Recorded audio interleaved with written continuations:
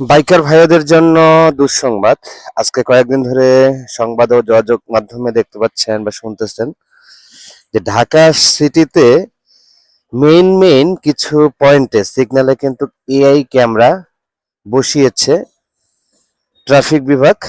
এবং শুধু এই এআই ক্যামেরা দিয়ে মামলা হবে এটা না, এর পাশাপাশি কিন্তু ড্রাইভিং লাইসেন্স যে আছে, এই ড্রাইভিং লাইসেন্সের একটা পয়েন্ট ক্যারি করে, এই পয়েন্টটাও কিন্তু আস্তে আস্তে মাইনাস হওয়া শুরু করবে। এবং একটা পর্যায়ে আপনাদের কিন্তু এই ড্রাইভিং লাইসেন্সের যে পয়েন্ট যখন জিরোতে নেমে যাবে, আপনার কিন্তু এই লাইসেন্সটি বাতিল বলে গণ্য হবে। তাই অনুগ্রহ করে যে সমস্ত বাইকার ভাইয়েরা অনিয়ম করেন, যারা মনে করেন যে সামনে সিগন্যালে কেউ নাই, আমি পার হয়ে চলে যাই, ভুলেও এই কাজ করবেন না।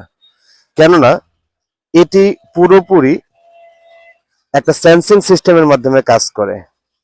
অতএব আপনারা রাস্তায় যে সমস্ত জায়গায় সিগন্যাল লাইট দেখবেন, 100% এই সিগন্যাল লাইটগুলো খেয়াল করে রাস্তা পারাপার হবেন, অন্যথায় গুনতে হবে মামলা।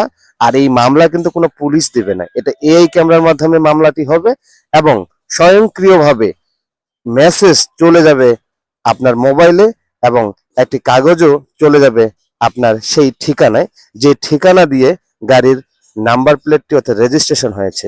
ধন্যবাদ সবাইকে। ট্রাফিক আইন মেনে চলুন, সবাই সুস্থ থাকুন। আল্লাহ হাফেজ, আসসালামু আলাইকুম।